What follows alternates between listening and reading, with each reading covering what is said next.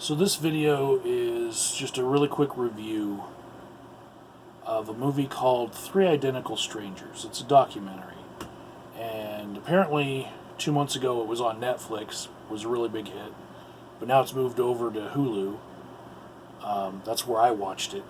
But basically it's about a set of triplets that were separated at birth, and then they found each other at the age of 19, David, Eddie, and Bobby. And these triplets, when this happened, it was like national craze. Um, they were on the Phil Donahue show. This was back in like 1980 when they reunited. They were born in 1961.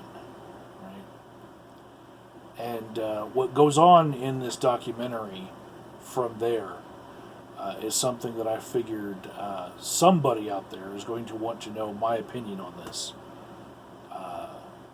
Given my proclivity for reading scientific papers and, just making YouTube videos about them.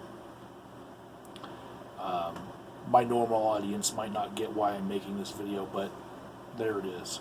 Welcome to whoever it is that searched Three Identical Strangers and found my video.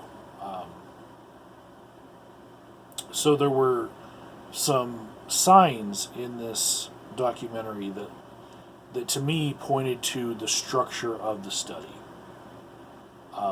The study was, maybe evil by our modern standards, but thinking back on the history of research in the behavioral sciences, I don't know that it would be considered evil back in the day. The '60s was, the era of the Stanford prison experiment, and B.F. Skinner shocking rats. It's, to me, it's like, things were different back then, Not to mention MK Ultra happening in the same era. So, yeah, people had a different idea of what could be done ethically back then. There was a different sense of ethics, and so knowing what I know about the difference between ethics now and then, I think I can put together what the study was supposed to be about, given the set of details we have from the documentary. So, all three of the triplets, they had horrible separation anxiety when they were separated at 6 months old. And I feel like that was something that, if you're going to separate some kids, maybe, at birth, not, when they say they were separated at birth, I mean, they weren't separated at birth. They were separated when they were 6 months old. And so they had grown attached to each other, and they suffered some separation anxiety, as David put it. But the parents were told that because they were adopted children, they were going to be studied for the purpose of making adoption better for adopted families. Like, they were telling them that they were in a study, but they were using deception as to what the study was actually about. So the adoptive families knew nothing about what the study was actually about. They did not know that the siblings existed, right? There were three different levels of affluence in the adopted families. There was a doctor for one child. There was a teacher for another child, and then there was an immigrant family that had a mom pop store, right? And the bottom two levels of affluence, they kind of fluctuated a little bit within the lifetime of the that sibling. So I initially thought maybe it had something to do with if you take three identical triplets and then have them raised in different levels of affluence, how will that affect the rest of their lives? And if you can repeat this with other sets of twins and triplets, that would be something. But also, later on, we learned from one of the research associates that it was actually more about parenting style, which makes a lot of sense for the era. And so you had the strict parenting style of the teacher, you had the absentee parenting style of the doctor, and then you had the loving, endearing father that was the immigrant father, right? So what you have is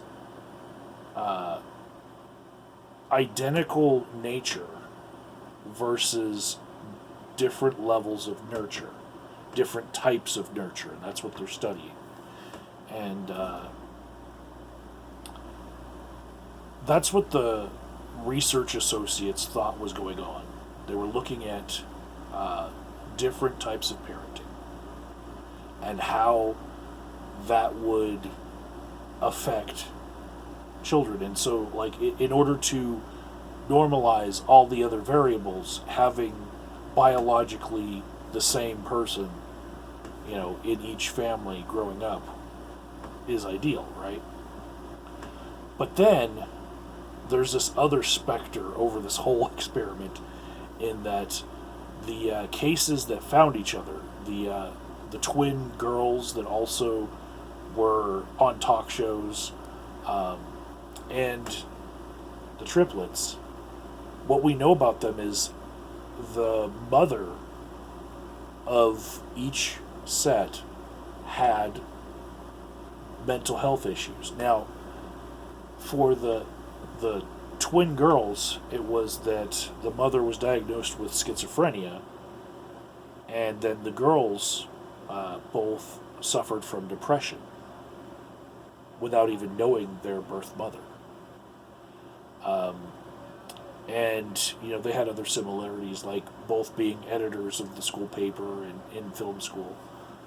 But it's the possibility that maybe nature had something to do with them having mental health problems is something that, to me, it seems like a little bit more enticing for the era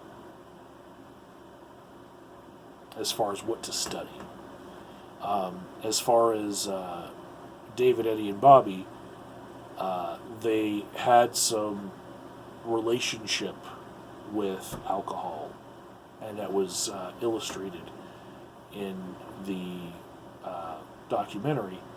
And then when they finally found their birth mother, they found out that she also was very well equipped to handle her own when drinking with them. So perhaps different types of mental health disorders were being studied as like, let's take the kids, the twin kids of women who have mental health problems, and then see if those kids grow up with them without having any attachment to the birth mother. Let's see if that is something that follows them because of their nature. So, yeah. The other parts of the study that stand out to me was the way that they had an older child adopted into the family that the later twin would be adopted in, so that they would have access to the family to be able to study the dynamic of the family before placing a child into it. because they needed to sort the parenting styles and affluence of the families for their study. So they had to have a foot in the door. And, yeah. Seems very, very 1960s style study. This is unethical by our standards today, but that's what went on. Now, I thought it was strange when, in one of the recordings, the person who was running the study said that it was private charities in Washington that was funding the study. It turned out to be the Jewish Board of Family and Children's Services. But when he said private charities in Washington, I was like, ooh,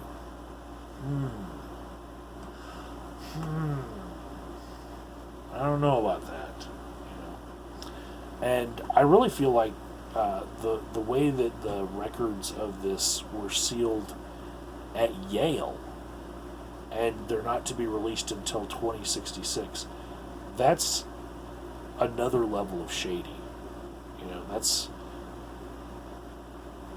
what if what is in those records would make the people running the study liable for all of the mental health problems that these children grew up with when they were placed in these different settings. I think there probably is a correlation between David's father being the awesome, loving immigrant father, Bobby's father being the devoted but kind of busy doctor, and then Eddie's father was the traditional, strict, militaristic, punctual teacher, and Eddie later goes on to commit suicide. That to me looks like, well, we have our answer. Nurture.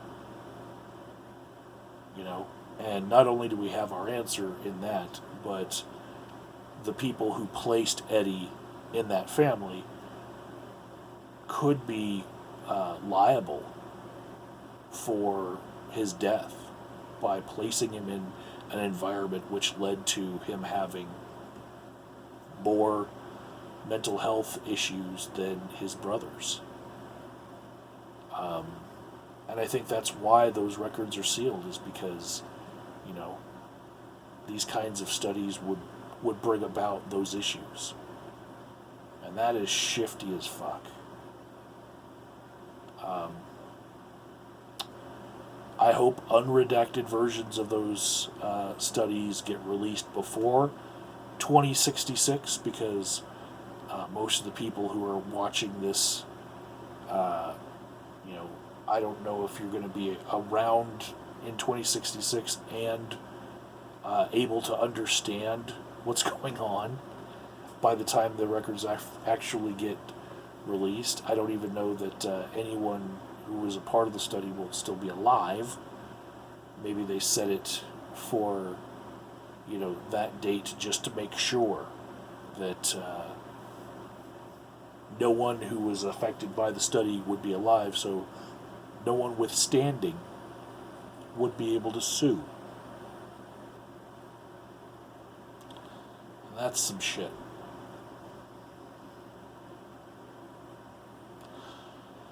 Alright, well, that's my take on Three Identical Strangers.